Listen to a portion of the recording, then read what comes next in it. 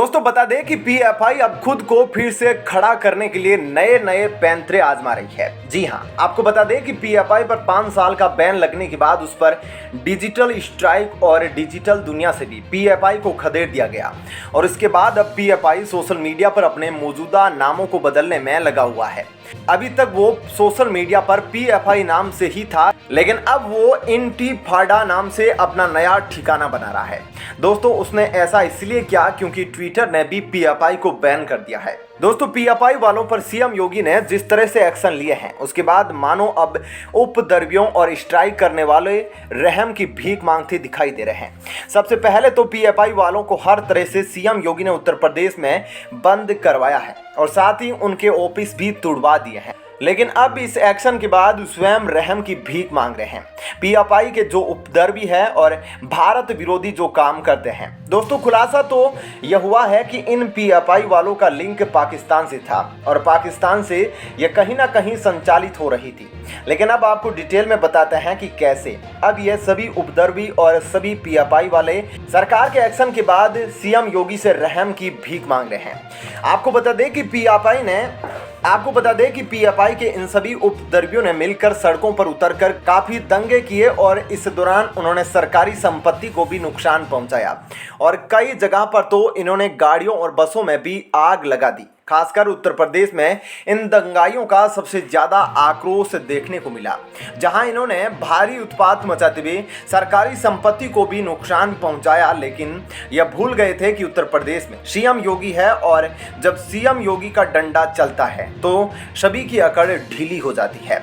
आपको बता दें कि सीएम योगी ने इन उपद्रवियों और पीएफआई वालों के खिलाफ कड़े एक्शन लिए हैं, जिसके बाद यह पुलिस और प्रशासन के आगे गिड़गिड़ाकर रहम की भीख मांगने लगे हैं।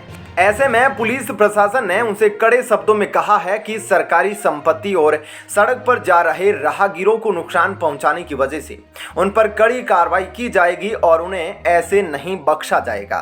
दोस्तों आपको बता दें कि पॉपुलर फ्रंट ऑफ इंडिया यानी कि पीएफआई का गठन 17 फरवरी 2007 को हुआ था और यह संगठन दक्षिणी भारत के 3 मुस्लिम संगठनों का विलय करके बना था।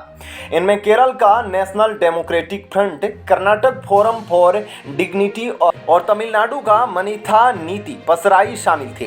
पीएफआई का दावा है कि इस वक्त देश के 23 राज्यों में यह संगठन सक्रिय है और देश में स्टूडेंट्स इस्लामिक मूवमेंट यानी कि शिमी पर बैन लगने के बाद पीएफआई का विस्तार तेजी से हुआ है।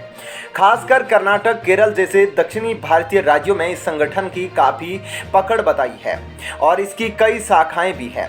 गठन के बाद से ही पीएफआई पर समाज विरोधी और देश विरोधी गतिविधियां करने के कई आरोप लगते रहते हैं।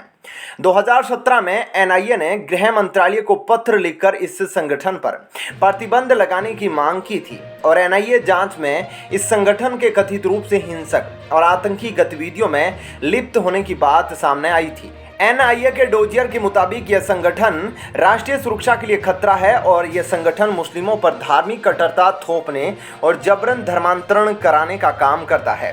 दोस्तों इसके अलावा ईडी ने पीएफआई को लेकर एक और सनसनीखेज खुलासा किया है और अधिकारियों ने यह दावा किया है कि यह इस साल जुलाई में बिहार की राजधानी पटना में पीएफआई ने प्रधानमंत्री मोदी पर हमला करने का भी खतरनाक योजना बनाया था और इसके लिए संगठन ने पटना में ट्रेनिंग कैंप भी लगाए थे और कई सदस्यों को ट्रेनिंग देने का काम किया था। दोस्तों ऐसे में इस खबर के बारे में आपकी क्या राय है, हमें कमेंट करके जरूर बताएं और साथ ही वीडियो को ज़्यादा से ज़्यादा लाइक शेयर करें। और अब आपको बताते हैं एक और बड़ी खबर।